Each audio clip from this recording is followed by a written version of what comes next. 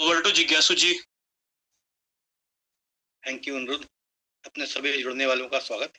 और हम आज समय से पहले इसलिए एकत्र हुए हैं या आप लोगों के मन में छोटे छोटे कई प्रकार के संदेह उत्पन्न होते हैं, अलग अलग चीजों को जानने की जिज्ञासा रहती है, जो कि भले स्कूल का सिलेबस नहीं है, लेकिन बेसिक अंडरस्टैंडिंग के लिए उन बातों पे अगर 2 4 5 10 मिनट हम प्रकाश डाल देते हैं, जितना हमें आता है उस हिसाब से, तो that is not a bad thing.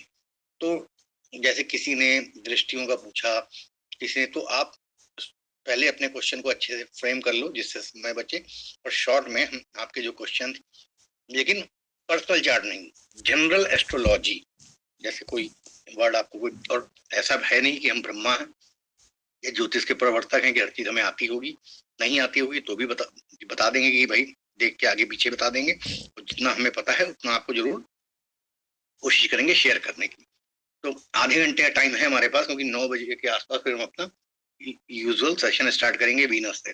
तो आप जिनके जिनके माइंड में कुछ प्रश्न हों जो कि हेल्प कर सकते हो कारक को बैलेंस करने में, शेयरिंग करने में, तो आप लोग ये करके अनुरोध हैंड रेस करा के पूछिए और कोशिश करते हैं उनका जवाब देने की। आपके एकदम शॉर्ट क्वेश्चन रखिएगा, relevant to snapshot prediction only. Starting with Pooja ji, please unmute. Good evening sir and thank you so much Anirudh ji. Sir मेरा क्वेश्चन आपके स्नैपशॉट प्रेडिक्शन से ही है, जो आपने कहा था सैटर्न अगर एग्जॉल्टेड होगा, जैसे अटल बिहारी वाजपेयी जी के भी चार्ट में था, तो वो एक आपको सत्ता में चढ़ने नहीं देगा। तो मेरे पास कल बाय चांस ऐसा ही चार्ट आया कि उस लड़की का मैंने ग्रुप में भी लिखा था कि सिलेक्शन हो गया, उसे हाई पोस्ट भी सर ऑफर करी गई वहां पे स्कूल टीचर की, और लास्ट मोमेंट पे डिनायल हो गया। तो मेरा एक या दो बार ऐसा होता है। तो सर मेरा प्रश्न ये है कि ऐसा क्यों होता है, पहला प्रश्न, और दूसरा तो फिर मतलब उनको कभी भी नहीं मिलेगा मौका नहीं दोबारा? ऐसा मैंने बिल्कुल नहीं बोला कि मौका नहीं सर, मैं ये आपसे पूछ ही रही हूँ इसलिए कि मतलब what is the reason and क्या फिर दोबारा मौका मिलता है या कैसे रहता है, क्योंकि अटल बिहारी जी को तो मौका नहीं मिला था। नहीं बाद में एक बार 1 दिन की सरकार रही, एक बार 13 दिन की सरकार रही, उसके बाद 5 साल की सरकार भी आई है भाई, ऐसा थोड़ा है। देखो समझो, ज्योतिष के कुछ नियम हैं। शनि के अंदर एक क्वालिटी ये होती है कि वो जो है जीवन में एक बार टंगड़ी मार जरूर देता है, ठीक है, काम में आपके कहीं ना कहीं रोक देता है, जो हमें जितना हमने सीखा है चार्टों से डिफरेंट जो हमें अपनी गुरु से प्राप्त हुआ कि शनि एग्जॉल्टेड ही क्यों ना हो, शनि जो है एग्जॉल्टेड शनि स्पेशली जीवन में एक बार उच्च अनाउंसमेंट के बाद चीजों को डिनायल, उसका अपना एक नेचुरल क्वालिटी है, कारक है कि एक बार जो है बैक करेगा जरूर, राइट। तो ये इतना ही सही इसका जवाब है। डिटेल में संक्षेप में खोज करने के लिए पूरा जीवन पड़ा है, सर्च करिए और चीजें अच्छी ढूंढिए, लेकिन हाँ ये उसका नेचुरल गुण है। स्लो है, मंद है, ऑब्स्टिकल है, चैलेंजेस है, देता है। क्योंकि बात समझो, हो सकता है पहली बार में रामचंद्र जी अगर रामचंद्र जी राजा बन जाते, मान लो कोई वहां पे पैचअप हो जाता, तो पूरे फिर मर्यादा पुरुषोत्तम पूरे विश्व में कैसे डंका बजता। जैसे उनके और राजा पूर्व के उनके जो उनके ऊपर की पीढ़ी थी वो दशरथ और मतलब अयोध्या तक ही सीमित रह गए, पूरे वर्ल्ड में लोग कैसे जानते हैं। और शनि की अपनी एक फिलॉसफी होती है कि वो आपको चैलेंजेस लिमिटेशन देके इतना कुछ सिखाना चाहता है, क्योंकि उसके बाद देने के लिए इतना कुछ होता है जो बाकी ग्रह नहीं दे सकते हैं। अगर अटल बिहारी वाजपेयी 3 दिन के लिए या ये छोटे समय के लिए बन जाते तो उसने कुछ और प्लान कर रखा होता है। Man proposes and God disposes. तो जब बड़ी पिक्चर तक हो सकता है उस समय तैयारी नहीं होती है, तो शनि ये जानता है कि मेरा जिस पे हम कृपा करने जा रहे हैं उसकी तैयारी पूर्ण है, संभाल पाएगा या नहीं। अब मान लो अटल बिहारी वाजपेयी कोलिशन की सरकार में आ भी जाते हैं, कमजोर कोलिशन की, ठीक है, आगे भी कोलिशन की गवर्नमेंट चली लेकिन चली 5 साल, वो उनको पता। तो शनि हमसे बेटर जानता है कि हमारे भविष्य और फ्यूचर में किस चीज में हमारा कल्याण है। नो डाउट हम शनि को खराब प्लान मानते हैं कि उसने हमारे लिए कुछ और प्लान किया होता है, बड़ा, उसको बड़ा देना होता है अगर चार्ट में, क्योंकि एग्जॉल्टेड है तो वो पता है कि यहाँ पे मामला फिर बिगड़ जाएगा कुछ दिन बाद, तो वो इंतजार करता है कि तुम्हें सेम वे कि रामचंद्र जी अगर वहीं बन जाते तो फिर शायद इतनी फेमस रावण का दमन और इतने सब कैसे हिंदुस्तान को जोड़ पाते, पूरा समझ पाते। तो बहुत पूरे दुनिया में नाम करना है सनी को, वो छोटी जगह पे अगर कुछ मिल भी रहा है तो उसमें रोक के और मजबूती और जीवन में दृढ़ता प्रदान करने के लिए ऐसी इवेंट लेके आता है। ठीक है, अभी क्लियर हुआ? जी परफेक्ट, जी सर, थैंक यू। क्योंकि शनि जब जितना दे सकता है उतना कोई ग्रह नहीं दे सकता। जी जी सर। एंड सर, तो ये सैटर्न की दशा में होगा क्योंकि इनके साथ ये जुपिटर राहु की दशा में होगा, तो ऐसा तो ये आप कभी नहीं कह सकती हो कि किसके साथ, अटल बिहारी वाजपेयी के? नहीं, जिनका मैंने आपको चार्ट शेयर करा कि तो आप उसको जब बारीकी से देखोगे, जुपिटर राहु में हुआ तो हो सकता है जुपिटर राहु का कोई ना कोई संबंध सैटर्न से बन रहा हो। और आप जुपिटर राहु की दशा जो देख रही हो मैम, वो सिर्फ कलयुग के हिसाब से, ठीक है कलयुग में देखना जरूरी है, एक पर्टिकुलर दशा देख रही हो, यानी कि चंद्रमा की नक्षत्र बेस दशा। कोई भी इवेंट के लिए आपको कम से कम 2 से 3 दशा लगानी चाहिए, एक योगिनी लगानी चाहिए, कोई चर दशा लगानी। जो आप तीनों का कंबाइंड फिर ट्रांजिट तो का बहुत रोल नहीं होता है, लेकिन हाँ, और हो सकता है जुपिटर राहु के डिस्पोजिटर शनि के डिस्पोजिटर हो, शनि से इनडायरेक्ट संबंध हो, उसके नक्षत्र में हो, कई सारे फैक्टर है ना। बट वो प्रेडिक्शन 100% जो आपने बताया था सटीक बिल्कुल लगी इसके ऊपर। Thank you sir, thank you. Ritu ji unmute करें। हेलो, नमस्कार रितु जी। हेलो, प्रणाम सर। सर मेरा क्वेश्चन बहुत बेसिक वाला है, वो ये है कि जैसे सैटर्न की 3 दृष्टियां, 3, 7 और 10, तो सर जहां जहां तीसरी पड़ेगी वो क्या करेगी, 7वीं पड़ेगी क्या करेगी? हम समझ गए। पहली चीज बेटा एक चीज समझ लो, जब तुम सैटर्न की 3 और 10 की बात करती हो, 7 तो सबकी होती है, ठीक है, जुपिटर की 5 की 9 की बात करती हो, मंगल की 4 और 8 की बात करती हो, तो एक बात अपने दिमाग में बहुत अच्छे से बैठा लो कि तुम सिर्फ और सिर्फ पराशर ऋषि द्वारा बताई दृष्टियों की बात कर रही हो। पराशरी विद्या में इन ग्रहों को 100% एस्पेक्ट ये सब दिए गए हैं। ये जो है, जैसे मान लो शनि के 3 एस्पेक्ट दिए गए, 3, 7 और 10, तो ये सिर्फ पराशरी तक सीमित हैं। अगर जेमिनी लगाओगी, कोई और विद्या लगाओगी, तब ये एप्लीकेबल नहीं है। तो अगर तुम पराशरी की एक्सपर्ट हो और पराशरी विद्या से प्रेडिक्शन करने जा रही हो, तब तुम 3, 7 और 10 पूर्ण दृष्टि है। इसके अलावा द्विपात त्रिपात दृष्टि भी होती है जो अलग अलग ग्रहों पर पड़ती है, लेकिन वो कोई 25% होती है, कोई 75% होती है, कोई 50% होती है। लेकिन जब सही से पढ़ोगी तब तुम्हें पता चलेगा ये जो स्पेशल एस्पेक्ट दिए गए हैं पराशर ऋषि द्वारा, दे आर 100%, और हम सीमित रह जाते हैं खाली 3 दृष्टियों तक, 7वीं, तीसरी और 10वीं, ठीक। लेकिन उसके अलावा भी एक पाद, द्विपाद, त्रिपाद दृष्टि यानी 25%, 50%, 75% वाली दृष्टि भी अलग अलग ग्रुप पे होती है। वो तुम आगे पढ़ सकती हो, तुम्हें मिल जाएंगे क्लासिक में किताबों में, ठीक है, उस पर हम नहीं जा रहे हैं। अब आ जाओ सैटर्न की तीसरी और 10वीं दृष्टि में क्या फर्क है।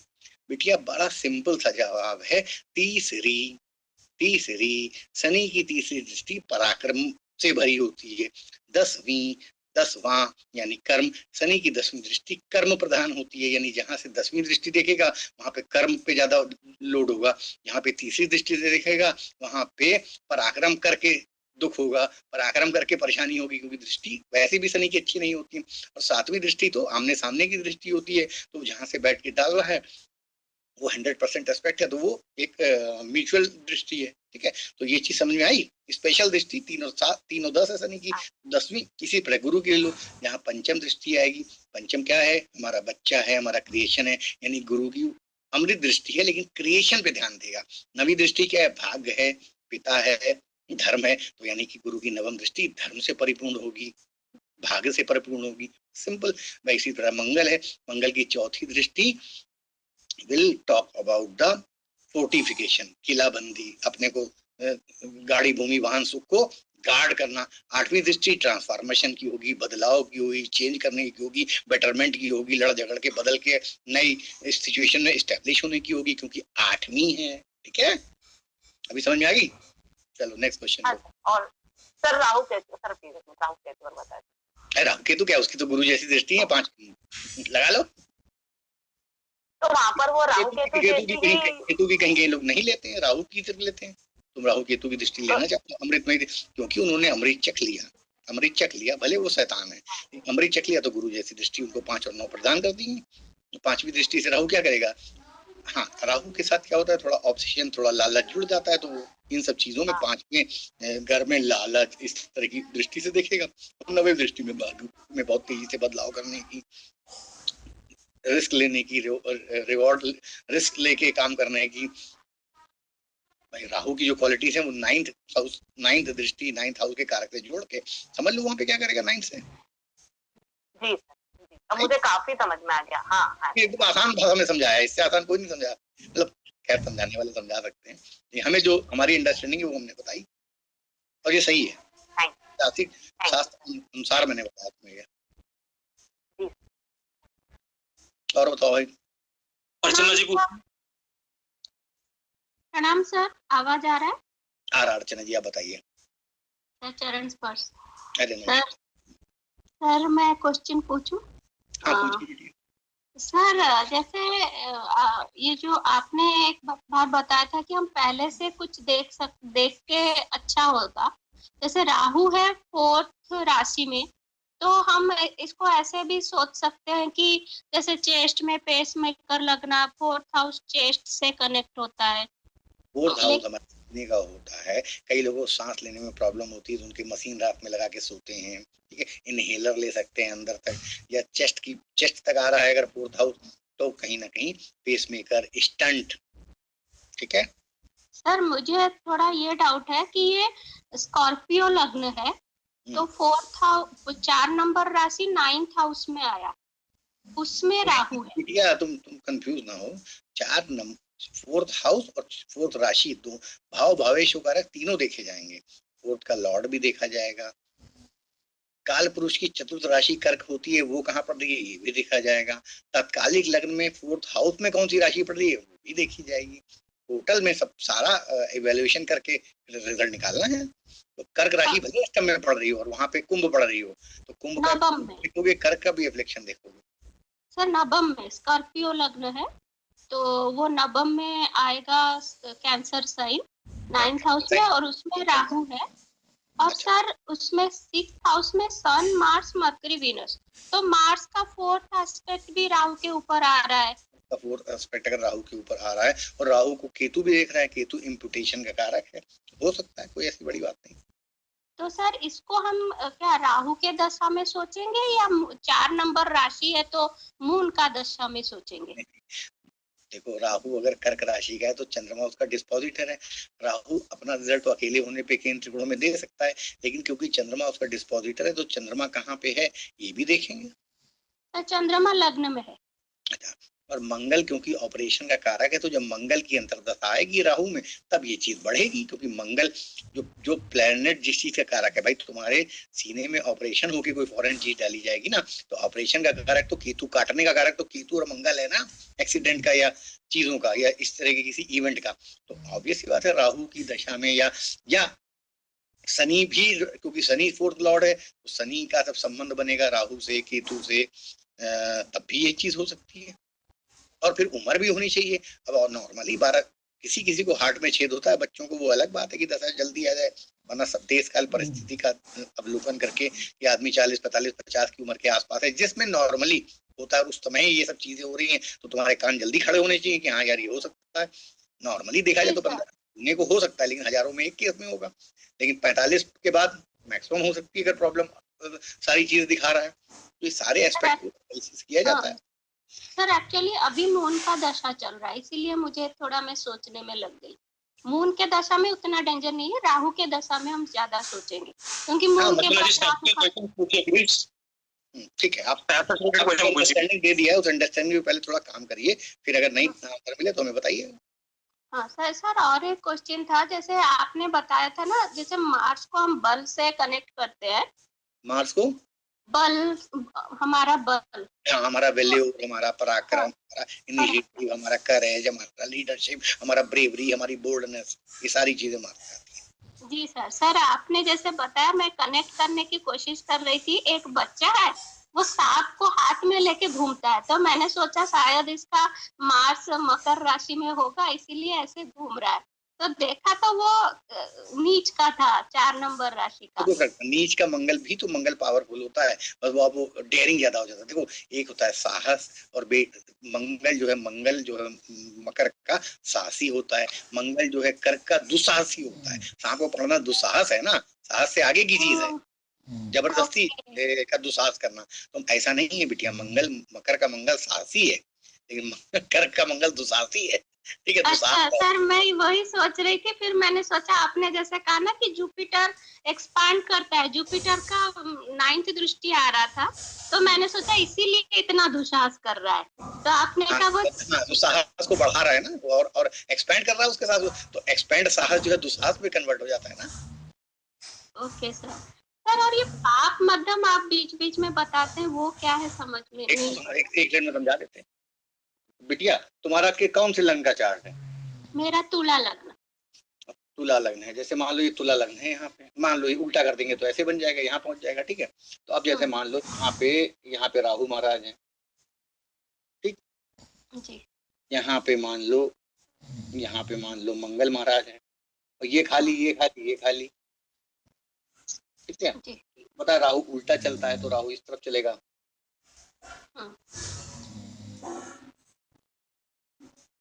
मंगल मान लो सीधा है, वक्री है, तो इधर चलेगा। तो राहु का प्रेशर इस तुला पे आ रहा है, इसका प्रेशर भी इधर आ रहा है, तो ये सारे घर जो है पाप मध्यत्व में आ गए। ऐसे मान लो यहाँ सैटर्न है, तो सैटर्न रेट्रोग्रेड है, तो सैटर्न इधर चलने लगा, तो सैटर्न और मंगल के बीच में तुला राशि दब गई। इसको बोलते हैं पाप मध्यत्व या पाप कर्तरी। पाप कर्तरी बिल्कुल आगे पीछे बनेगा, पाप मध्यत्व में मान लो 1-2 घर छूट गए तब भी पाप ग्रह वो भी बनेगा। बीच में कोई शुभ ग्रह नहीं है, इधर इतनी दूर है, भले 2 घर आगे पाप ग्रह है, तो यहाँ पर भी अगर पाप ग्रह है यहाँ पे, तो मतलब और बीच में कोई शुभ ग्रह नहीं है, तो वो सारे हाउसेस दब जाएंगे। अच्छा, हाउसेस दब जाएगा भाई, तब क्या कहेंगे? कोई प्लैनेट होगा तो वो प्लैनेट और हाउस दोनों भी हो सकते हैं। अब मान लो यहाँ पे वीनस ही आ गया, तो इधर राहु इधर मंगल, यहाँ भले खाली है लेकिन वो वीनस पाप मध्यत्व में आ गया, दो पापी ग्रहों के मध्य में आ गया। यहाँ पर भी हो सकता है पाप ग्रह, यहाँ भी और जस्ट आगे पीछे होगा तो पाप कर्तरी हो जाएगा। कैंची को भी बहुत दूर तो नहीं जा सकती है, तो कैंची पाप कर्तरी से यहाँ से बनेगा, पाप मध्य थोड़ा आगे से भी बन सकता है, थोड़ा पीछे से भी बन सकता है। ठीक है जी सर, अच्छे से समझ में आ गया सर। और एक तुम भूल गई, हमने तुमको इसके लिए कितनी अच्छी वो सुनाई थी क्या?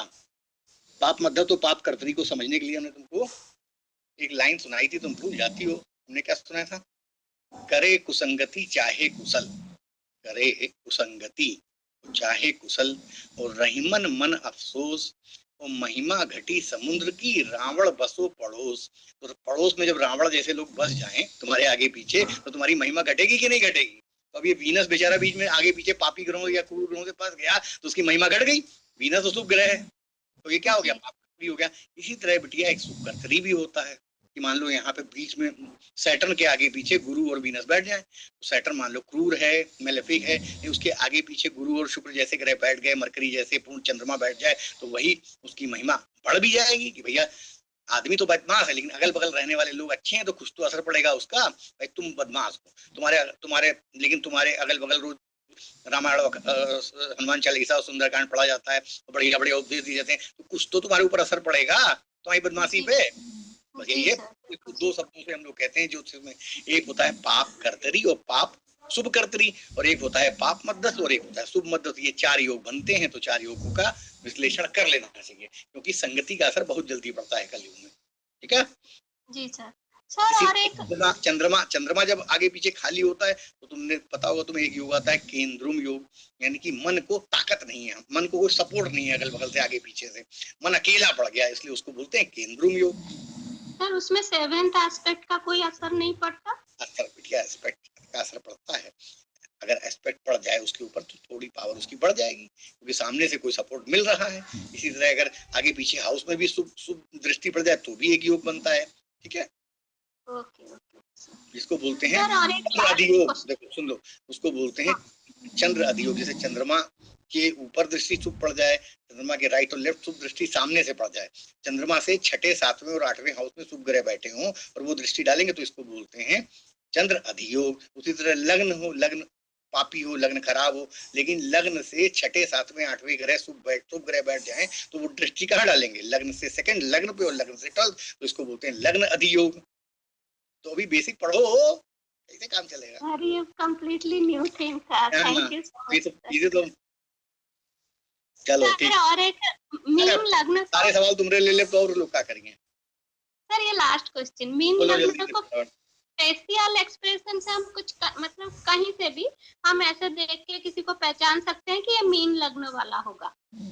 क्यों नहीं पहचान सकती हो? अगर सिद्ध हो जाए विद्या तो तुम कुछ भी पहचान सकती हो। प्रैक्टिस करनी पड़ेगी। रोज जो है चौराहे पे बैठ जाओ, जाके कुर्सी डाल के आने जाने वाले लोगों का आइडिया लगाती रहो, उनसे पूछती रहो कौन कौन लग्न हो, धीरे धीरे सीख जाओगी। विजय जी अनम्यूट कीजिए। विजय जी अनम्यूट कर। Hello sir. प्रणाम विजय भाई। राधे राधे सर।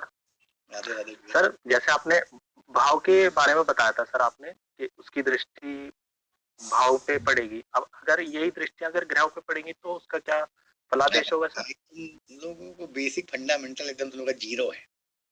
दृष्टि भाव पे भी पड़ेगी, अगर उस भाव में कोई ग्रह है तो उस पे भी पड़ेगी। और फिर तुम बात को समझो। दृष्टि अब पहले समझ लो, ऐसे तुमको नहीं मजा, सीख लो पहले। जी मान लो ये कर्क राशि है, बोलो हाँ या ना। जी जी कर्क राशि, हाँ जी। यहाँ पे मून है, ठीक है। जी मून क्या डिग्री बताओ, कोई मून क्या डिग्री का है बताओ, कोई भी डिग्री बता दो। 8 डिग्री 8 डिग्री 8 डिग्री 8 जी 8 डिग्री बना दिया, ठीक। अब ये मून जब दृष्टि डालेगा यूं करके, तो यहाँ पे 8 डिग्री इस गले घर पे डालेगा। यानी कहाँ पे? कर के सामने क्या होता है? मकर होता है। मकर पे 8 राशि जी। और एक बात ध्यान रखना कि 8 डिग्री पे डालेगा, और 8 डिग्री से हर ग्रह की 8 डिग्री की और होती है। यानी 8 और 8 16 डिग्री तक दृष्टि डालेगा, ठीक है। और यहाँ पे 0 डिग्री, तो यानी 0 डिग्री से 16 डिग्री तक यहाँ का बैठा हुआ चंद्रमा अपना अधिपत्य डालेगा। अब मान लो कोई प्लेनेट यहाँ पे 28 डिग्री का है, मान लो वीनस, तो भले देखने में लगेगा, बिना डिग्री अगर नहीं डालोगे तो तुम्हें लगेगा मून जो है वीनस को देख रहा है, लेकिन उतना प्रॉपर नहीं देख पाएगा, क्योंकि उसकी 8 डिग्री की और होती है। मतलब वो ऐसे देखता है, 8 डिग्री ऐसे, और जहां भी बैठा होगा वहां से ऐसे देखेगा, ठीक। लेकिन अब ये तो 16 डिग्री तक आगे देखेगा और 0 डिग्री तक पीछे देखेगा, और 8 डिग्री पे बिल्कुल सेंटर पॉइंट पे देखेगा। तो इसमें अगर कोई ग्रह होगा यहाँ से यहाँ तक, तो वो कहा जाएगा कि अच्छे से दृष्टि संबंध है। लेकिन अगर मान लो कोई ग्रह 20 डिग्री का है, 24 डिग्री का, 28 डिग्री का, तो इस भाव में होने पर आम आदमी यही समझेगा कि दृष्टि संबंध है, लेकिन उतना असर नहीं करेगा। हर ग्रह की जहां दृष्टि पड़ती है वहां से आगे पीछे 8 डिग्री का और होता है। 8 डिग्री का और में कहीं कहीं ये भी हो सकता है कि 4 डिग्री प्लस माइनस कर लो, टोटल 8 डिग्री का और, तो ये भी समझ सकते हो तुम। अब ये हम थोड़ा सा कंफ्यूज हो गए इसमें, टोटल 8 डिग्री का और होता है कि 8 डिग्री आगे पीछे होता है, लेकिन तुमको एक आइडिया लग गया ना तुम क्या कहना चाह रहे हैं। अगर मान लो दृष्टि के उसमें हुआ, वो दृष्टि पड़ रही है, तो फिर उसका क्या इफेक्ट पड़ेगा? उसके तो बिल्कुल माना जाएगा कि चंद्रमा अपनी इच्छाएं जो हैं उस ग्रह से पे ऊपर डाल रहा है। जैसे मान लो चंद्रमा वीनस पे दृष्टि डाल रहा है और ऑर्ब में है, तो चंद्रमा माँ का कारक है और वीनस पत्नी का कारक है, तो वो अपनी पत्नी से ये उम्मीद करेगा कि वो मुझे माँ की तरह खाना बना के दे, माँ की तरह मेरी चीजों का ख्याल रखे। तो यहाँ पे दृष्टि का मतलब डिजायर्स, इच्छाएं, तो उसकी इच्छाएं जो हैं माँ, तो चंद्रमा दृष्टि डाला है, उसका मन दृष्टि डाल रहा है, तो मन तो अपनी डिजायर जो है वो उससे पूरी करना या चाहेगा। अपनी जो हमारे अंदर जो मन में है वैसे ही सामने वाला प्लेनेट बिहेव करेगा, उसको वैसी ही एनर्जी ट्रांसफर करेगा। तो चेष्टा है, दृष्टि का मतलब होता है डिजायर्स, एनर्जी, चेष्टा, अपनी एनर्जी वहां तक भेज। एनर्जी भेजने में जिन जिन घरों का मालिक होगा वो प्लेनेट जो दृष्टि भेज रहा है, वो जिन जिन घरों का उसके पास कारतत्व है, उनकी इच्छाएं उस ग्रह से पूरा कराना चाहेगा। जैसे फॉर एग्जाम्पल चंद्रमा जो है 6th, कोई भी ग्रह 6th हाउस का लॉर्ड है, तो वो दृष्टि से क्या करेगा कि तुम उस प्लेनेट से कहेगा, जिस प्लेनेट को देखेगा दृष्टि से, उससे ये उम्मीद करेगा कि ये प्लेनेट मुझे कंपटीशन बीट करने में हेल्प करे, कुत्ता पालने में हेल्प करे, कोर्ट में केस लड़ने में हेल्प करे, कर्जा लेने में हेल्प करे, और वो प्लेनेट हेल्प करेगा भी। जैसे मान लो मंगल है, तो वो मंगल छोटा भाई है, तो छोटे भाई से कहेगा यार तुम्हारा बैंक में जो दोस्त है उससे हमारा लोन करवा दो, तुम्हारा जो वकील दोस्त है जिसके पिताजी जज हैं उनसे मेरा केस सॉल्व करवा दो। वो क्या कर रहा है? वो दृष्टि चेष्टा करा रहा है, वो इच्छाएं अपनी डिजायर भेज रहा है उस ग्रह के पास, उस ग्रह के कारतत्व से अपना काम कराने का, जहाँ का लॉर्ड है उनको कराने की कोशिश कर। एकदम क्लियर हुआ? जी जी जी। और सर जैसे आपने देखो, विचार करो जो हमने कहा है उस पर बैठ के खाली टाइम में। ठीक है सर, जैसे कल क्वेश्चन चल रहा था सेकंड शादी का, उसमें जो सप्तम भाव हो गया हमारा, तो सप्तम भाव का फिर रोल रहेगा या नहीं रहेगा, वो ऐड किया जाएगा? भाव का तो रोल रहता ही रहता है, क्योंकि लग्न है ना, जातक का ओवरऑल सप्तम हाउस का तो रोल रहेगा ही रहेगा। क्योंकि सप्तम हाउस अगर नहीं रहेगा तो फिर कैसे पार्टनर बीवी मिलेगा? सप्तम हाउस तो ठीक ठाक होना ही चाहिए, लेकिन कई बार सप्तम हाउस बताता है कि बार बार ये इवेंट चेंज होंगे। सप्तम के अर्थ मतलब सप्तम में ये काम कई बार होगा, जैसे सप्तम में रेट्रोग्रेड हो जाए, सप्तम भाव की राशि 200 भाव की राशि हो, तो ये ब्रह्मा की ऊर्जा है कि तुम्हारे जीवन में पत्नी या पति का सुख कई बार लिखा है या दुख कई बार लिखा है। हर बार होके नहीं हुआ, वो तो पूरा प्लैनेटरी पोजीशन बताती है कि बार बार टूटेगी या दूसरी ठीक हो जाएगी, तीसरी शादी ठीक चलेगी, चौथी सही चलेगी। कई लोग चर्चा तक शादी करते हैं, जब क्या कि चौथी शादी जाके सुखमय होती है, बाकी 3 खराब हो जाती है।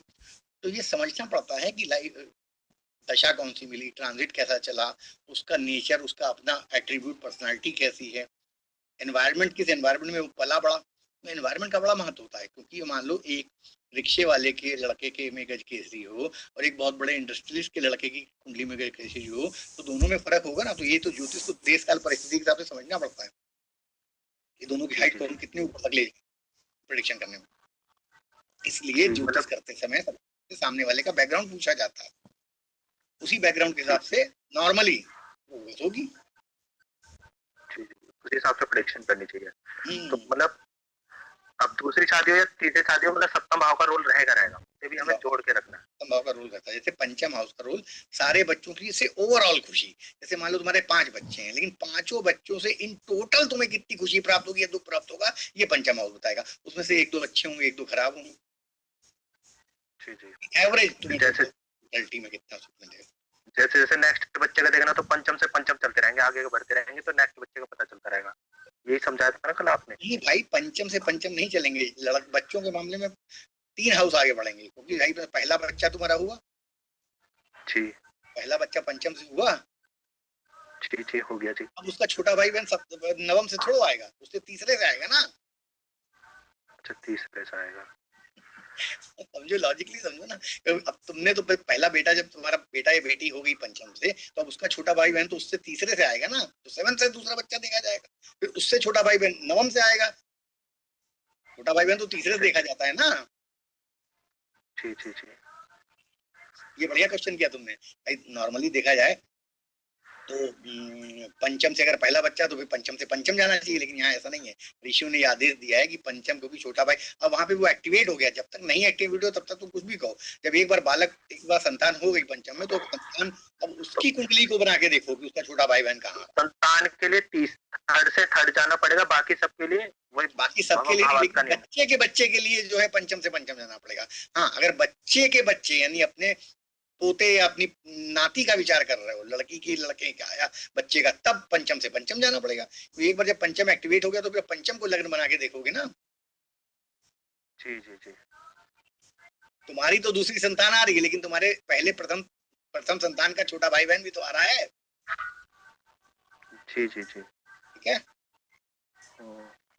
थोड़ा यहाँ भी कंफ्यूजन रह गया। मतलब इसका तो संतान वाला तो क्लियर हो गया, लेकिन जैसे आपने बताया था बाकी के लिए, जैसे कि छठे से छठे चले जाओ, फिर वो एक अलग थ्योरी है, उसको भावात भवम बोलते हैं। छठे से छठे हमने कब बोला? जैसे बीमारी देखनी है, ठीक है, तो छठे से बीमारी देख ली।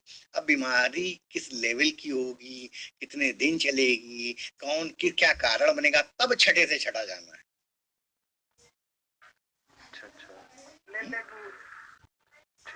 वो भावात भवम की एक अलग थ्योरी है, ये अलग था। ये भी भावात भवम है, लेकिन इस भावात भवम अभी, ये तो भावात भवम भी अपने आप में कंप्लीट चैप्टर है, उसको भी समझना सीखना पड़ेगा तुम्हें, कैसे लगाना है। सब कहते ना वो, सब काले हमारे बाप के साले नहीं हो जाएंगे, तो सब एक ही तरह से नहीं आके जाएंगे, एक ही तरह से नहीं लिखे जाएंगे। जितने काले हो तो हमारे बाप के साले बन जाए, ऐसा नहीं होता है। ठीक है, ज्योतिष में। जी। ठीक है सर, फिर डाउट रहा तो फिर पूछो आपसे। हाँ बिल्कुल है, तो क्लास है हमारी, कई दिन चलेगी अभी, 7 दिन पूछ लेना। चलो भाई, नेक्स्ट लो। टाइम क्या हुआ है पूछिए। हाँ भाई, ऑलरेडी टाइम ओवर हो गया है, तो फटाफट एक लास्ट प्रश्न ले लो, जो बच्चे ले लेंगे। तो भाई इतने क्वेश्चन थे तुम लोग, इतने दिन से तुम लोग परेशान थे। हेलो, बोलिए भाई। मेरा जी सर, प्रणाम सर। एक सवाल था, वृश्चिक लग्न की कुंडली में तुला के साथ अगर वो बैठा हो बुध। देखिए पहली बात, वृश्चिक लग्न की कुंडली में तुला के साथ नहीं बैठेगा, तुला में शुक्र और बुध हो। शुक्र स्वग्रही हो गया। बुध क्योंकि गड़बड़ माना जाता है, मतलब 12 में बैठना, क्योंकि 8वें और उसका 11वें का वो होता है, राशि होता है। तो क्या इस ऐसे भी कॉम्बिनेशन में वो गलत ही माना जाएगा? बुध नहीं, पहली बात तुम बुध पे क्यों जा रहे हो? पहली बात तो शुक्रिया बैंड बजाने के लिए काफी है, क्योंकि शुक्र जो है अष्टम का लॉर्ड बनेगा और 12th का लॉर्ड बनेगा। तो जब अष्टम का लॉर्ड और 12th का लॉर्ड बन के वो पावरफुल होके बैठा है, तो शुक्र भी कम नहीं है। यानी शुक्र तो सप्तम का लॉर्ड बनेगा और 2 आएगा ना। वृश्चिक लग्न की कुंडली है तो सप्तम में वृष राशि आएगा ना, और सप्तम का लॉर्ड बनेगा और 12th का लॉर्ड बनेगा। हाँ, 12th का लॉर्ड बनेगा जी। मारक हाउस का लॉर्ड बना और खर्चे का लॉर्ड बना, तो वो तो परम नुकसानदेह हो गया। अच्छा, वो तो बात की बात है। पहले तो शुक्री बैंड बजाने के लिए काफी हो गया, क्योंकि 7th हाउस का लॉर्ड हो गया, 12th हाउस का लॉर्ड हो गया। अब पोजीशन भी उसकी अपने, और 7th और 12th का लॉर्ड मजबूत होके बैठ गया, क्योंकि वो मूल त्रिकोण में है अपने। लेकिन बचत सिर्फ इतनी है कि शुक्र एकमात्र ऐसा ग्रह है जिसको 12th हाउस में इतना बुरा नहीं कहा जाता है। लेकिन लग्न के हिसाब से तो वो मारक हो गया ना, मारक तत्व उसमें आ गए, 7th हाउस मारक होके, तो इसका मतलब वैभव इस इंसान को ले डूबेगा।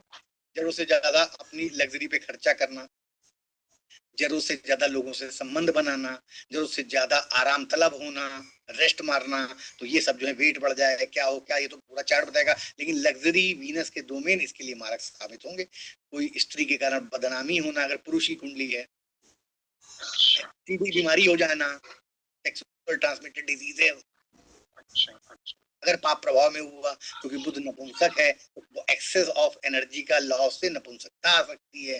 अब ये तो हो गया नेगेटिव। अब पॉजिटिव में आ जाओ। मरकरी पढ़ने का कारक है, वीनस मैनेजमेंट का कारक है। अगर संबंध जो है कहीं से विदेश से प्रोफेशन से बने, तो मैनेजमेंट पढ़ने बाहर जा सकता है, फैशन डिजाइनिंग के लिए इटली जा सकता है। वीनस और मरकरी अब एक एक करके डोमेन कारक तुमको सब सिखाएं, लगाओ 12th हाउस से राशि बार्गेन की क्षमता दे देगा, बहुत बढ़िया। ऐसा आदमी जो है डाइवोर्स लॉयर हो सकता है, बहुत बढ़िया।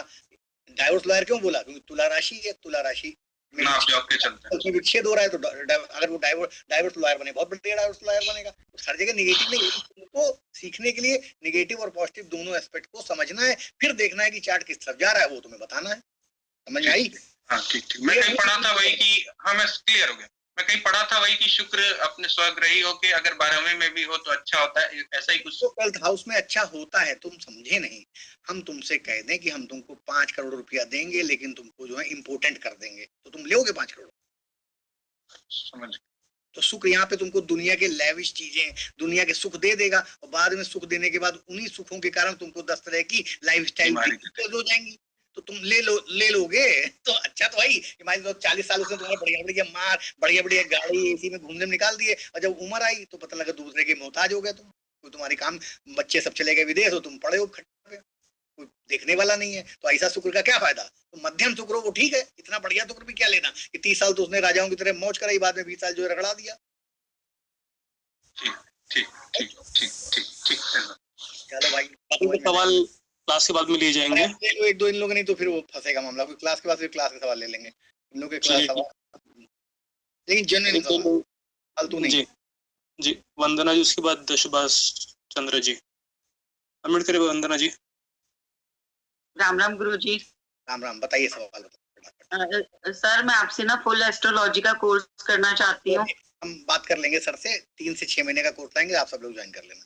हाँ सर, मुझे लग रहा है ऐसा कि मैं आपसे अच्छा सीख पाऊंगी फुल एस्ट्रोलॉजी का कोर्स करके, क्योंकि जैसे गुरुजी मुझे चाहिए थे ना कि हर चीज को डिटेल में बताने वाले थोड़ा सा, तो वो चीज आपकी बड़ी फैक्टर मिल रही है। और सर एक बात और कहना चाहूंगी कि आप बड़े हैं काफी, लेकिन आप में ना एक दोनों शेड है, मतलब आप जो 16 साल के लड़के या लड़की का जो एक मनोविज्ञान होता है, आप उसको भी काफी समझते हैं, और भाई अपनी एज के अकॉर्डिंग तो आप समझते ही होंगे।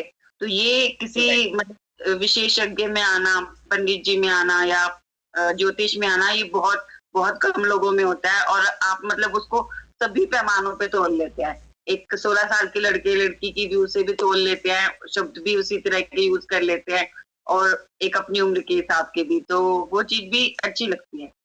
और सर मेरा आप सर अच्छा करवा रहे हैं बहुत। सर मेरा क्वेश्चन ये है कि मेरे हस्बैंड का छठे भाव में राहु है, जो कि काफी अच्छा बताया जाता है, और 8वीं राशि है वृश्चिक राशि, और नवमांश में जाके वही राहु लगन में आ जाता है धनु राशि के साथ। तो मेरे हस्बैंड को सर बहुत लाइफ में इतनी उन्होंने मतलब बहुत मेहनत की, 14 घंटे काम किया, अपने काम से कभी जी नहीं चुराया, लेकिन लाइफ में इतने अप डाउन देखे हैं, और मतलब अब स्टेबल भी नहीं है हम लोग। अभी आप यहीं पे रुक जाओ। देखिए आप सब लोग समझिए, इन्होंने वैसे तो पूरा चार्ट नहीं बताया, इन्होंने क्या किया, अपने हस्बैंड के जीवन की सारी समस्याओं को उठा के राहु की खोपड़ी पे रख दिया। मैंने तुम लोग को हमेशा क्या सिखाया है, जो छठा राहु बहुत अच्छा बताते हैं ना। वो सुनो तो, अब हमें बोलने दो, अब आपका काम खत्म, अब हमारा काम शुरू हो गया। ज्योतिषों के पास सिर्फ एक ब्रह्मास्त्र होता है जिससे वो सबको डराते हैं, वो ब्रह्मास्त्र का नाम होता है राकेश। राकेश का मतलब होता है राहु केतु शनि। उनके पास कुछ बोलने के लिए तो होता नहीं, समझाने के लिए होता नहीं, पुरानी पार्टी लोगों को बरगलाते रहते हैं। अरे भाई राहु से बढ़िया तो कोई प्लेनेट नहीं है। लेकिन चलो, इनको क्या इतने सालों के बाद इनको सिर्फ इतना समझ में आया कि मेरे पति की सारी समस्या की जड़ राहु है। हो सकता है उनके राहु की पूरी कुंडली जब हम देखें तो हो सकता है वही राहु इनको अभी तक बचा रहा हो, कहीं ना कहीं कोई ना कोई रास्ता पैदा कर दे रहा हो। क्योंकि छठे में राहु को क्यों कहा गया है, अच्छा पहले ये समझ लो तुम सब लोग। इनके प्रश्न से एक समझने वाली बात तुम लोगों के जीवन में जो काम आएगी वो है कि छठे में राहु को अच्छा क्यों कहा गया है। छठा हाउस होता है रोग, ऋण, कर्जा, दुर्घटना, मुकदमा। कोई भी इंसान रोग, ऋण, कर्जा, दुर्घटना, मुकदमा में अगर फंस जाता है तो वो चाहता है इससे हम छूटें, इससे हम बचें। राहु है ट्रिक मास्टर, राहु है out of the box thinking, Rahu है रिस्क रिवार्डिंग राहु। तो अब जब जिसके भी रोग, ऋण, कर्जा, दुर्घटना, मुकदमा होगा तो राहु जैसी इच्छा शक्ति कि मैं गर्दन कटा दूंगा लेकिन अमृत पी के रहूंगा, अगर ये इच्छा शक्ति का प्लैनेट 6th हाउस में बैठा होता है तो आदमी किसी न किसी जुगाड़ करके, राहु जुगाड़ है, राहु बहुरूपिया है, राहु छल है, तो आदमी किसी भी तरह से साम दाम दंड भेद से अपने रोग, ऋण, कर्जा, दुर्घटना, मुकदमा से छुट्टी पा लेता है, अपने शत्रुओं की ऐसी की तैसी कर देता है किसी भी तरह से। वहां उसको भी प्रिंसिपल से कोई मतलब नहीं है कि सावधान अर्जुन मैं तीर चलाने वाला हूँ, वो पीछे से भी रात में आके मार देगा, उसको अपना काम बनाने से मतलब है। इसलिए 6th हाउस में राहु, क्योंकि यहाँ पे कोई प्रिंसिपल नहीं देखता है, उसको सिर्फ अपने मेरी चीज, मेरा काम होना चाहिए। और जिसके ऊपर रोग, ऋण, कर्जा, दुर्घटना, मुकदमा चढ़ो तो उसकी तो एक ही इच्छा होगी ये निपट जाए, मेरा काम होए। तो इसलिए राहु 6th हाउस में अच्छा कहा गया है, 3 में भी इसीलिए अच्छा कहा गया है, 10 में भी इसीलिए अच्छा कहा गया है, 11 में भी इसीलिए अच्छा कहा गया है। 3 मतलब पराक्रम, यानी कि अगर हमें सामने वाले को जीतना है तो हम किसी भी कंडीशन में, राहु होगा तो जीत लेंगे, गुरु होगा तो हम क्या कहेंगे, अरे नहीं भाई ये तो धर्म विपरीत है, ये तो यार हमारे शास्त्रों में बताया नहीं गया है, हम ऐसा नहीं कर पाएंगे। तो गुरु नहीं करने देगा, लेकिन राहु कहेगा हम हटाओ, तुम बैठो घर में, हम काम निपटाते हैं जैसे भी निपटाना है हमें। उसी तरह 10वां हाउस कर्म है। कर्म में कई बार कर्म करते समय हमारे सामने व्यवधान आते हैं, धर्म अधर्म की परिभाषा आती है, ये हम करें कि ना करें, ये विधि संगत है या नहीं है। लेकिन राहु होगा तो कर्मा तुम कर डालोगे, चाहे 19-20 घूस, जैसे मान लो तुम्हारा बिजली का मीटर नहीं लग रहा है। गुरु होगा तो तुम कहोगे हम और बड़े अफसर से मिलेंगे, हम पूरे कागज लेके आएंगे। राहु होगा क्या कहेगा, 500 का नोट देगा, अपना बिजली मीटर तो चेक से लगवा लेगा। तो दसम में कर्म, तो कर्म में, कलयुग में कर्म में राहु अगर दसम में तो मदद मिल जाएगी, तुम्हें इतनी मेहनत नहीं करनी पड़ेगी, प्रिंसिपल्स को इतना नहीं देखना पड़ेगा। इसी तरह 11वां इच्छा पूर्ति है। अब तुम्हारी इच्छा है यार इस सुंदर लड़की से मेरी शादी हो जाए, और गुरु वहां बैठा है तो गुरु कहेगा अच्छा तो एक काम करो, पहले नौकरी कर लो, हैं बढ़िया पोस्ट कर लो, कमा लो, बंगला बनवा लो, तब उसके पास चलेंगे, तब वो मान जाएगी। और राहु होगा तो क्या कहेगा, एक काम करते हैं पड़ोसी की गाड़ी ले लेते हैं दोस्त की, उसके बढ़िया कपड़े पहन लेते हैं और एक आई कार्ड छपवा लेते हैं 50 रुपए का सिविल सर्वेंट का, और जाके जो है शादी कर लेते हैं। तो वो अपनी इच्छाओं को एन प्रकार में पूरा कर लेगा। इसलिए 3, 6, 10, 11 में राहु को अच्छा माना गया है। अभी समझ में आया? और सर जो नवमांश में जाके लगन का हो रहा है तो वो सर फिर क्या इफेक्ट देगा? बात नहीं समझी, हमारी कारक की क्लास में नवमांश का क्या लेना देना है? नौमास एक अलग चीज है। नौमास तो हम तब माने कि आपके पति का एकदम मिनट और सेकंड वाइज चार्ट पहले सही हो, टाइम ऑफ बर्थ, पहले तो हम उसको रेक्टिफाई करेंगे। हम नौमास नहीं किसी का लेते हैं, हम नौमास उसी का लेते हैं जिसका चार्ट हम खुद अपने उस पर रेक्टिफाई कर पाते हैं, क्योंकि 2-3 मिनट का एयर फेयर, 4-5 मिनट के एयर फेयर में नौमास बदल जाएगा। नौमास से प्रिडिक्शन मैम तभी किया जाता है जब 100% एक्यूरेसी हो टाइम की, बर्थ टाइम की। और कितने लोग इस बात को चैलेंज के दे। अच्छा तो हम आपको बताते हैं, आपकी क्या उम्र है? अरे उम्र बताइए अपनी। 45 इयर्स। 45 इयर्स। बच्चे हैं आपके? हाँ बच्चे हैं? हाँ सर, 2 बेटे हैं। 2 बेटे हैं। तो बताओ जरा, बेटे के टाइम में जब बेटा पैदा हो रहा था तो कौन सा समय लिखा था आपने जन्म का? 10:32। बड़ा बेटा सुबह 10:32 पे हुआ था। मैडम भी हमारी बात तो पहले सुन लो, ठीक है? 10:32 का हुआ था। तो ये 10:32 किसने बताया था? सर सामने ही घड़ी थी, मैंने देखा था खुद ही। तो बच्चा होने की डेफिनेशन बताओ ना। बच्चा जब पहली बार दिखा वो टाइम नोट किया, जब नाल भेदन हुआ वो टाइम नोट किया, जब उसको पालने में रखा वो टाइम नोट किया, जब उसके गले से आवाज आई वो टाइम नोट किया। ये सब कौन सा टाइम नोट किया तुमने? ये तो सब 15-20 मिनट का है, 25 मिनट। सर उसमें इतनी एक्यूरेसी नहीं है, बस जब हो गया तब देख लिया एक बार घड़ी। अब आप बताओ फिर तो कैसे हम मान ले D9 में तुम्हारे पति का जो है 9 मार्च में जो है राहु बैठा है, जब एक्यूरेसी नहीं है, क्योंकि 12-13 मिनट में 9 मार्च बदल जाता है। तो सर जब नाल काटी जाती है तब का टाइम माना जाता है कि जब नाल जब तुमको यही नहीं पता तो हम कैसे मान ले तुम्हारे पति का टाइम सही? सतयुग में, कलयुग में, त्रेता में, द्वापर में अलग अलग टाइम बताया रेशियो। नाल भेदन भी सही टाइम है, जब बच्चे का सर दिखे वो भी सही टाइम है, जब बच्चे का योनि में से कंधा दिखे वो भी सही टाइम है, जब बच्चे को भूमि पे पहली बार स्पर्श कराया जाए वो भी सही टाइम है। नाल भेदन का टाइम भी सही है, जब बच्चे के मुंह से पहली आवाज आए कलयुग में वो सही टाइम है, जब वो पहली बार अनाउंस करे मुंह से। और कभी कभी बच्चे को ठोको, पीटो, उल्टा लटकाओ, पोछो पाछो, इसमें 20 मिनट निकल जाते हैं, 15 मिनट निकल जाते हैं। आवाज तो आती 15 मिनट के बाद, जब फेफड़ा खुलता है उसका। तो कलयुग में तो फेफड़ा खुलने पे जब वो क्या बोलेगा वो टाइम नोट किया जाता है। तो अब तुमने पता नहीं कौन सा टाइम नोट किया बच्चों का अपने, तो हम कैसे मान लें नौमान सही होगा? अब बहुत बड़े क्वेश्चन में तुमसे कुछ झुला रहे हैं, आज हम बैठ के विचार करो। और नौमान डिविजनल चार्ट तभी देखे जाते हैं जब एग्जैक्ट कलयुग के हिसाब से तुमने जो है बच्चे के मुंह से पहली आवाज निकली वो टाइम नोट किया हो। आज के बाद से समझ सब लोग अपने घर खानदान में मैसेज पास कर दो कि जब बच्चा पहली बार आवाज निकालेगा वो टाइम चाहिए।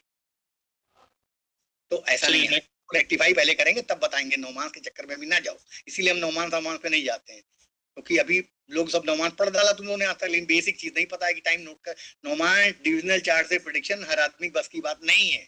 पढ़ तुम सब लोग नौमांस, ये वो दुनियादारी, तू मैं जाम टाकड़ा, कुछ नहीं होगा। 12 वासुंधरी पूछिए। हाँ सर, प्रणाम। हाँ प्रणाम। देखो मेरी बात को ये जो है नहीं मानिए, लेकिन जो सही फैक्ट वाली बात है वो हम तुम्हें सिखाने का प्रयास कर रहे हैं। हम एस्केप नहीं कर रहे हैं तुम्हारे सवाल से, लेकिन हमें इस बात को सुन के दुख हुआ कि सारा ब्लेम तुमने राहु पे डाल दिया। छठे का राहु और लग्न का राहु। अरे लग्न का राहु तो आदमी को जो है ऐसा सिस्टमेटिक बना देता है, ऐसा जुगाड़ू बना देता है कि उसके ऊपर कुछ होगा ही नहीं। दुनिया की समस्या झेलने की औकात होती है। तो पूरा चार्ट देखना पड़ेगा। हो सकता है कोई और प्लैनेट तुम्हें ये परेशानी दे रहा हो, लेकिन आप सिर्फ राहु को ब्लेम मार रहे हो, ऐसा नहीं है। पूरा चार्ट देखना पड़ेगा। तो आप बोलिए सर, आप सॉरी। हाँ सर, हेलो। हाँ बोलिए बोलिए। ये सर आपने अभी बताया कि शनि की दृष्टि 3, 7, 10 है, और मान लीजिए शनि की दशा चल रही है और केतु की नक्षत्र में है, मान लीजिए शनि, तो उसकी दृष्टि तो 5, 7, 9 हो जाती है, तो कौन सा इफेक्टिव माना जाएगा? नहीं, शनि केतु के नक्षत्र में है ना। हाँ सर। या तो अश्विनी में होगा, या मघा में होगा, मूला में होगा। जी। किसमें है? अब एग्जैक्ट तो नहीं देखा था मैंने सर उसको। अच्छा कोई बात नहीं। तो केतु के नक्षत्र में बैठने से दृष्टि में क्या परिवर्तन हो जाएगा? शनि तो वैसे देखेगा जैसे देख रहा है, 3, 7 और 10। तो नक्षत्र का कोई इफेक्ट नहीं पड़ेगा ये केतु का? नक्षत्र का अलग इफेक्ट है, नक्षत्र की क्वालिटी अपने अंदर लेगा शनि। जैसे मान लो अश्विनी में हुआ तो शनि कर्मा है। अश्विनी कुमार घोड़े की जानकारी रखते थे, औषधि की जानकारी रखते थे, तो ऐसा आदमी ट्रांसपोर्ट कर सकता है। हाँ, मघा राजगद्दी है, पालकी है, देवता पित्र हैं, तो शनि जो है पित्र से जुड़ गया, तो इसका मतलब एंसेस्टर, आत्मा को बुलाना। और पालकी है तो राजा की तरफ से नौकरी पाके प्रजा के बीच में जाके उसके हालचाल लेना। मगा क्योंकि उसका जो साइन है वो पैलिंक्विन है। पैलिंक्विन मतलब पालकी। अब अश्विनी मगा मूल क्या है? मूल जो है जड़ है, रूट है, ग्रास रूट रेवे है। तो ऐसा शनि कर्म का कारक है, तो ऐसा आदमी रिसर्च बेस्ड होगा, डीप में सब्जेक्ट को सीखेगा, बेसिक फंडामेंटल उसके बड़े क्लियर होंगे। केतु के 3 नक्षत्र भी तो अलग अलग क्वालिटी एग्जिबिट करते हैं। केतु के तीनों नक्षत्र एक जैसी एनर्जी थोड़ा दे देंगे। अश्विनी की अलग ऊर्जा है, मघा की अलग ऊर्जा है, मूला की अलग ऊर्जा है, तो वो कर्मा से कंबाइन करनी है तीनों ऊर्जा। फिर केतु भी देखना है कहाँ बैठा है, और शनि से किस रिश्ते में है। 2 12 में है, 3 11 में है, 4 10 में है, 5 9 में है, 4 10 में है, 4 10 में है। तो इसका मतलब 4 10 10 क्या मतलब? कर्म। तो कर्म करना पड़ेगा। केतु क्या, दोनों विरक्ति का कारक है, सैटर्न भी विरक्ति का कारक है। तो कहीं ना कहीं ऐसे आदमी अपने कर्म से कर्म करेगा, लेकिन जब नहीं कुछ उसके मन का होगा तो छोड़ देगा, रेस्टलेस होके बैठ जाएगा, एस्केपिंग टेंडेंसी बढ़ जाएगी, क्योंकि केतु भी एस्केपिव है और सैटर्न भी विरक्ति का कारक है। तो ये लेकिन फिर भी पूरा चार्ट देखना पड़ेगा। नहीं तो ये जैसे आप ये बता रहे हैं, जैसे शनि 6 में बैठा किसी के उसमें, और केतु 12th में है, मतलब 9वें भाव में है मान लीजिए। तो आप बात समझ नहीं रहे हो। आप शनि बोल रहे हो, केतु क्या 6 में बैठा शनि, और 12th में क्या केतु बैठा? के नक्षत्र में है, वो बात की बात है। और 12th में क्या बता रहे हैं? राशि 12th है उसकी, केतु की 12वीं राशि है। अरे नहीं, छठे हाउस में कौन सी राशि पड़ रही है पहले ये बताइए। छठे हाउस में तो धनु पड़ रही है, 9 नंबर की राशि पड़ रही है। जी सर। तो जब 9 नंबर की राशि पड़ रही है तो 9 10 11, तो त्रिकोण में 9th हाउस में बैठेगा ना वो, आप जो दूसरा प्लैनेट बता रहे हो। केतु 9th हाउस में। तो केतु को शनि से क्यों आप जोड़ रहे हैं बार बार? हमें ये क्यों नहीं, ये नहीं, सिर्फ इस वजह से कि नक्षत्र है उसका शनि, क्योंकि केतु के नक्षत्र में, तो इसलिए आप केतु को पढ़ रहे हैं 9th में। सुभाष जी मैं आपको म्यूट कर रहा हूँ, क्योंकि आपका क्वेश्चन बाकी लोगों से रिलेवेंट नहीं है। हाँ, कोई रिलेवेंट, इसको लंबा, इसको समझना पड़ेगा और फिर समझाना पड़ेगा आपको। इसका भी कोई क्योंकि आप डिस्पोजिटर थ्योरी पे चले गए, उसका डिस्पोजिटर है तो क्या, ये अभी हमारा चैप्टर नहीं है यहाँ। बहुत अलग। चलिए फटाफट ले लेते हैं, अपने क्लास पे आते हैं। प्रीति जी आप डाउट से पूछ लीजिएगा, अभी आपका क्वेश्चन हो गया है। प्रीति जी अनम्यूट करें। हेलो। हाँ नमस्कार, बताइए। नमस्ते सर। सर मैंने अभी एक क्वेश्चन पूछा था ग्रुप में। एक्चुअली सर मुझे पूछना था, जैसे अगर मैं मतलब मेरे पापा का देख रही थी, तो अगर उनका हेल्थ मुझे देखना है तो मैं 9th हाउस से 6th देखूंगी, राइट? बिल्कुल, आप सेकंड, अपनी कुंडली के सेकंड हाउस से देखिए पापा की हेल्थ। हाँ, और सर फिर इसमें हम जुपिटर को नहीं चेक करेंगे कि जुपिटर कहाँ बैठा है? क्यों? जुपिटर किसका कारक है? पिता का कारक। तो या तो सूर्य बनेगा, या अगर तत्कालिक कुंडली 9th हाउस में मीन या धनु राशि पड़ रही तो एक बार जुपिटर को देख सकते हैं, तत्कालिक पिता का कारक। हाँ सर, मैंने उसमें एक्चुअली सूर्य ही लिखा था, लेकिन फिर मुझे ऐसा लगा पता नहीं मैं सही हूँ या गलत। सर तो हम जैसे अभी नाड़ी में भी देखते हैं तो हम सूर्य से ही चेक करते हैं ना सर उस चीज को, अगर फादर से। नाड़ी में सूर्य जो है आत्मा का भी कारक है और पिता का भी कारक है। हाँ, दोनों को फिर उस हिसाब से ही चेक करते हैं ना। इसमें बिटिया तुम मेरी बात सुन लो, तुम 9th हाउस से 6th हाउस देखोगी, सूर्य से 6th हाउस देखोगी, तब तुम्हें पता चल जाएगा। हाँ, बस वही जानना था। Thank you sir. Thank you. Last question Anjali ji unmute कीजिए। प्रणाम गुरु जी। हाँ प्रणाम अंजलि जी। सर एक चीज बताइए कि जब किसको कोई भी प्लैनेट, जैसे मैं शनि की बात करती हूँ, शनि जब लगन में बैठता है तो बैकग्राउंड में हमेशा काल पुरुष की राशि रहेगी, राइट? तो अब यहाँ पर लगन चेंज होता है, तो मैं इसको कैसे कॉन्साइड करूं? क्योंकि अब यहाँ पर अगर मान लीजिए कर्क लगन बैठ जाए या फिर तुला लगन बैठ जाए, तुला का बैठ तो गया शनि यहाँ पे, लेकिन बैकग्राउंड में तो मेष की एनर्जी है, तो यहाँ पर मैं ये राशि को छोड़ दो। प्रथम भाव में शनि की महिमा बहुत अच्छी नहीं कही गई है। लग्न में शनि नॉर्मली लोग अवॉइड करते हैं, क्यों? क्योंकि वहां पे वो सूर्य का घर है। राशि तो भूल जाओ। तुम देखो, प्रेडिक्शन तुम 3 तरह से कर सकती हो। एक प्रेडिक्शन तुम करती हो अकॉर्डिंग टू हाउस, कि प्रथम हाउस में राशि A to Z कोई भी हो, लेकिन हाउस पहला है और इसमें ये ग्रह, तो ये प्रेडिक्शन होगा।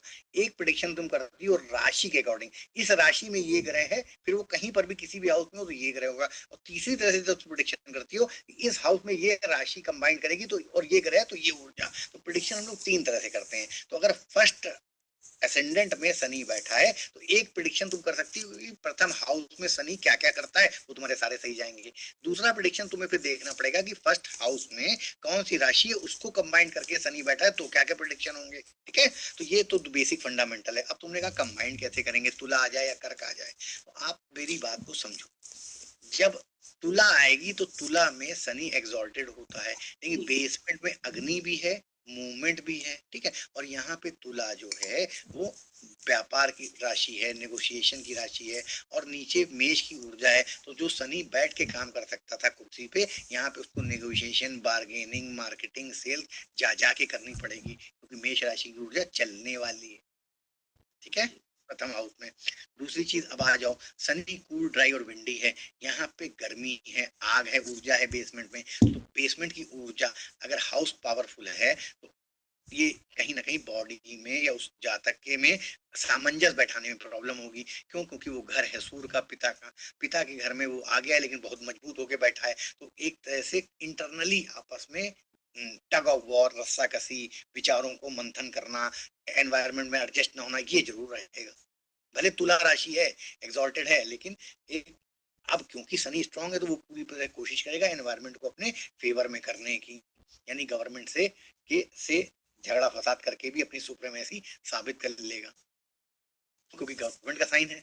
एक पहला मेष राशि, तो अलग अलग राशि के एट्रीब्यूट्स को बेसमेंट में है ना, बेसमेंट में एरिस है, उसके ऊपर वो राशि आ गई कॉन्साइड करके, कोई भी 1 से लेके 12 तक, उनका कॉम्बिनेशन बनाना पड़ता है। तो सर यहाँ पर जो है, यहाँ पर शनि का जो स्वभाव है वो अग्नि और वायु दोनों को मिला के हो जाएगा क्या? शनि के स्वभाव को अग्नि का बेस मिल रहा है। शनि तो ड्राई, कूल और विंडी है जी। क्योंकि वो हाउस, वहां की ऊर्जा काल पुरुष में वहां पे मेष राशि होती है। तो यहाँ पे अगर शनि में बाकी सब चीजें ठीक हैं तो उसको मूवमेंट करना पड़ेगा, क्योंकि यहाँ पे मूवमेंट है, अग्नि है, तो कहीं ना कहीं शनि की जो ठंडक और वायु है वो पिघलेगी, उतना अच्छा भी काम नहीं करेगा। तुला का एग्जॉल्ट होने पर भी उसको अपने तुला का एग्जॉल्टेशन तक पहुंचने में उसको संघर्ष करना पड़ेगा। अकबर का भी देखो एग्जॉल्टेड शनि था, लेकिन बचपन से 14 साल में बेचारा घिसते घिसते बहुत साल भी उसने राज किया, वो उसने एंजॉय किया एग्जॉल्टेड तुला लग्न में, लेकिन शुरुआत में 14 साल से लेके देखो ना कि उसने कितना संघर्ष किया अपने लाइफ में। जी सर। और सर एक क्वेश्चन मेरा था कि ना, अगर 5th हाउस का लॉर्ड 10th में चला जाता, वही मेष लगन में बोल रही हूँ, 5th हाउस। अभी रुक जाओ, 5th हाउस का लॉर्ड जब 10th हाउस बोला ना? जी सर। तो 10th, अब तो सबसे पहले ये सब लोग समझो 5th हाउस क्या है। 5th हाउस हमारी एजुकेशन है, 5th हाउस हमारे बच्चे, हम दो चीजों को लेके चलते हैं। तो यानी कि जब 5th हाउस का लॉर्ड 10th में है तो नॉर्मली अगर इसमें कोई बहुत ज्यादा पाप प्रभाव या सेपरेटिव टेंडेंसी के प्लैनेट नहीं है तो आदमी जो पढ़ेगा उसी के अनुरूप जॉब करेगा। जैसे हमने कॉमर्स पढ़ी तो हम सीए हैं, कॉमर्स पढ़ी तो हम अकाउंटेंट हैं, इंजीनियरिंग पढ़ी तो हम इंजीनियर हैं। कई बार तुम देखोगे अगर 5th का लॉर्ड 10th से डायरेक्ट संबंध नहीं बना रहा है तो आदमी पढ़ेगा कुछ और, काम कुछ और करेगा। यहाँ पे सिंपल बताता है कि जो विद्या हमने ली उसी का कर्म हमने किया। पहली बात, बच्चों का वो छठा हाउस है। अगर 5th हाउस से बच्चे देखते हैं तो बच्चों से 10th हाउस जो है उनका छठा हाउस है। तो बच्चों के मामा, बच्चों का रोग, ऋण, कर्जा, दुर्घटना, मुकदमा, लिटिगेशन, इस सब का विचार तुम 5th का लॉर्ड को 10th में जाके विचार कर सकती हो, कोई दिक्कत नहीं सर, लेकिन एक्चुअली मैं देख रही थी कि अगर इसके साथ में केतु जैसा प्लैनेट आ जाए तो ऑब्वियसली राहु सामने पे रहेगा, वो तो अलग बात हो गई ना, फिर डिस्टर्बेंस आ जाएगी उसकी स्टडीज में। बिल्कुल आएगी।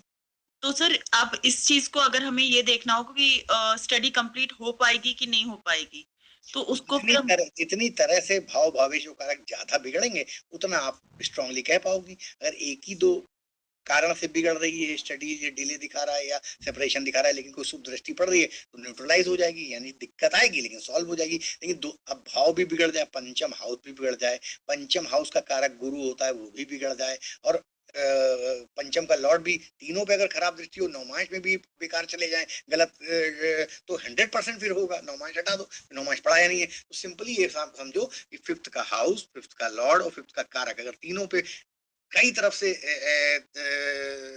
एफ्लिक्शन है तो 100% पढ़ाई छूट जाएगी। और अगर एक ही दो तरह से एफ्लिक्शन है लेकिन कहीं शुभ दृष्टि भी पड़ गई तो तकलीफ आएगी, लेकिन अरेंजमेंट हो जाएगा, चाहे पैसे का, चाहे सीट का, चाहे कोई भी। ठीक है, तो ये अब ये तो तुम्हें सीखना पड़ेगा कि 6 तरह से बिगड़ रहा है और 4 तरह से उधर रहा है, तो 2 तरह से खाली बिगड़ रहा है तो इसका मतलब इतना नहीं बिगड़ेगा। और अगर 5 तरह से बिगड़ रही है चीज वही तो सीखने की कोशिश कर रहे हैं सर। अरे बिटिया ये तो प्रैक्टिस से आता है ना, तो तुम लोग का इतना भी नहीं आती है ज्योतिष, तो फिर अब कोर्स लाना ही पड़ेगा फिर तो 5-6 महीने का, क्योंकि हम इसको बिटिया कारक, चलो हम अभी आगे 5-6 दिन में कोशिश करेंगे कि कैसे बिगड़ता है। उस दिन तुम्हें समझाया था तुम केले के चिकले पे फिसली, तभी एक स्कूटर लेने आके तुमको टक्कर भी मार दी, उसी तरह से एक जो है कुछ और, तो यानी कितनी तरफ से वो बिगड़ रहा है। भाव भावेशो कारक, हाउस बिगड़ गया, हाउस का लॉर्ड बिगड़ गया, दृष्टि, अब वो कैसे बिगड़ता है, अंश वाइज बलाबल कम हो, रेट्रोगेड हो, कम्बस्ट हो, पाप कर्तरी में हो, पाप मध्यत्व में हो, सेपरेटिव टेंडेंसी के ग्रह द्वारा देखा गया। अभी 5 तुमने बता दिए तुम्हें तुरंत 1 सेकंड में। सर यही तो चीज है ना कि अब होता क्या है कि ना हम लोग जब काफी साल तक कर लेते हैं ना, तो वही आपकी वाली बात होती है कि बेसिक को छोड़ते चले जाते हैं और अपने सिर्फ ना ग्रहों को देखना शुरू करते हैं। अच्छा ये ग्रह इसमें बैठा है तो हो गया, रॉ मटेरियल उठाना सीखो ना किसी भी सवाल के अगेंस्ट में। जैसे किसी ने तुमसे पूछा कि इसकी पढ़ाई टूट जाएगी क्या, छूट जाएगी या हो जाएगी, या कोई सहारा मिल जाएगा कि दोबारा चालू हो जाए, तो देखो ना कि रॉ मटेरियल क्या क्या उठाना है उस सवाल पे, और कितनी तरह से ये बिगड़ रहा है क्वेश्चन, और कितनी तरह से सुधर रहा है। अब गुरु की दृष्टि आ जाए तो लाख उसको, उसकी पढ़ाई छूट रही हो, पता लगा विदेश से मामा आ गए, उन्होंने दे दिए $2000, कह रहे बेटा चिंता ना करो, हमने बहुत कमाया, तुम्हारी मम्मी ने हमको बहुत खिला के अपने हाथ से खिलाया हमारी जवानी टाइम में, लो आज वापस किए दे रहे हैं। तो की कोशिश करना, तो ऐसे तुमको गॉड हेवनली गॉड ग्रेस मिल जाएगा, तो भाई पढ़ाई चालू हो जाएगी, फीस जमा हो जाएगी। तो ये देखना पड़ता है कि अगर कोई ऐसी मजबूत दृष्टि पड़ गई, उस कारक वाला, वो कारक वाला तुम्हारे रिश्तेदार बनके, दोस्त बनके नहीं है, मान लो गवर्नमेंट सन बड़ा अच्छा है, तो कोई छात्रवृत्ति पा जाओगे, कोई स्कॉलरशिप पा जाओगे गवर्नमेंट की तरफ से, एड मिल जाएगी। एड का हाउस कौन है, छठा जी। तुम लोग कारक नहीं, देखो भाई हमारी बात सुनो, कारक तुम लोगों को सबको जो है छाप के हमने किताब दी है। जी सर आपने दी है, हम लोग पढ़ भी रहे हैं। नहीं सर पढ़ रहे हैं, लेकिन मेन क्या होता है ना, अब ज्योतिष इतना गुड़ विज्ञान है कि उसको जितना पढ़ेंगे तो उतना ही कम लगता है। रोज देखते हैं कि अरे नहीं आता है। नहीं है, सुनो अब तुम लोगों ने 45 मिनट तुम्हारा ऐसे निकल गया, 45 का पूरा 1 घंटा निकल गया। सर लास्ट क्वेश्चन का आंसर दीजिए, लास्ट क्वेश्चन शॉर्ट में क्या हम पढ़ाएं। हाँ जी सर एकदम शॉर्ट में। सर जब पंचम का लॉर्ड अगर लगन में बैठ जाए, तो आपने बोला कि ना इंसान अपनी मेहनत से अपनी पढ़ाई करता है, तो सर वो तो पहले ये सोचो ना, एक तो पंचम नवम का संबंध है, यानी पंचम का लॉर्ड अपने से नवम में चला गया, ठीक जी सर, तो भाग है, धर्म है, और दूसरा पंचम एजुकेशन है, बच्चे हैं। अब वो जब पंचमे और त्रिकोण में एक ही डायरेक्शन में चल रहे हैं, एक ही ऊर्जा है, क्योंकि हमेशा 1, 5 और 9 की ऊर्जा एनर्जी एक जैसी होगी, तो कहीं ना कहीं बेटरमेंट तो हो ही गया। और त्रिकोण के नेता हमेशा शुभ होते हैं, त्रिकोण के नेतारो हमेशा शुभ फल प्रदान करते हैं, त्रिकोण के नेता। तो एक लग्न का और त्रिकोण का हमेशा एक अच्छा संबंध होता है, तो ये एक तो अपने आप में बेटरमेंट हो गया, ठीक है राइट। अब क्योंकि एजुकेशन का प्लैनेट है, 5th हाउस एजुकेशन का घर है, तो एजुकेशन और लग्न फिजिकल बॉडी है, तो ऐसा आदमी एजुकेशन के लिए ट्यूशन पढ़ा सकता है, अपना फंडिंग खुद रेज कर सकता है, खुद किसी तरह से एफर्ट डाल के, या फिर बाबा के पैसे से पढ़ लेगा, क्योंकि नवम से नवम बाबा है, पंचम हाउस अगर बेटा है तो बाबा भी है, तो बाबा कहेंगे अरे बेटा चिंता न करो, तुम्हारे बाप तो ऐसे ही, हम तुमका पैसा दे रहे हैं, इंजीनियरिंग पढ़ेगा, जाओ पढ़ो जाके। तो सर ऐसा भी हो सकता है कि ऐसा इंसान पूरी जिंदगी कुछ ना कुछ सीखता रहे, जैसे अब ज्योतिष में ही आ जाए। तो अब देखो, अब ये दूसरा क्वेश्चन है, क्योंकि 5th हाउस क्रिएटिविटी का भी है, 5th हाउस मंत्र शक्ति का भी है, 5th हाउस स्पोर्ट्स का भी है, सीखने का भी है, क्रिएशन, तो कुछ ना कुछ क्रिएशन हमेशा करता रहेगा। ठीक है सर, ठीक है सर। अच्छा भाई अभी देखो 1 घंटा हो गया, अब आप ऐसा है अमरुद भाई 5 मिनट के ब्रेक के बाद सीधे अपना वीनस पे चलते हैं, और वीनस से स्टार्ट करेंगे, तो लेकिन 5 मिनट का ब्रेक ले लेते हैं, पानी वानी पी लो, तुम सब लोग माइंड फ्रेश कर लो नई चीजों को सीखने के लिए, फिर तैयारी करते हैं, ठीक है। 5 मिनट एक कोर्स में ना प्लीज अवस्था जो है वो क्लियर करवाइए ना। अवस्था और ये जो दृष्टि का जो है सर, वो डिग्री वाइज जो कई बार होता है कि डिग्री मैच हो रही होती है, 27 डिग्री है, दूसरे प्लैनेट की भी 27 डिग्री है, हालांकि वो उसमें डिग्री मैच होती है, तो अंश कला विकला होता है, तो अंश तो एक हो गए, कला विकला में फर्क हुआ, जो कम डिग्री का प्लैनेट होता है वो प्लैनेटरी वॉर में जीतता है। अंश कला विकला, आवर मिनट और सेकंड तक इसको मिलाया जाता है, डिग्री आवर मिनट, अंश कला विकला। तो अगर मान लो डिग्री 1 है 27 तो मिनट्स और सेकंड्स में फर्क होगा ना, तो जो कम डिग्री का वो जीतेगा। जी टॉपिक शुरू करते हैं आज का जिज्ञासा जी। नहीं अनुरोध, हमें अब 3-4 मिनट के ब्रेक के बाद ही करेंगे। जी चलेगा, ठीक है ना। Recording stopped.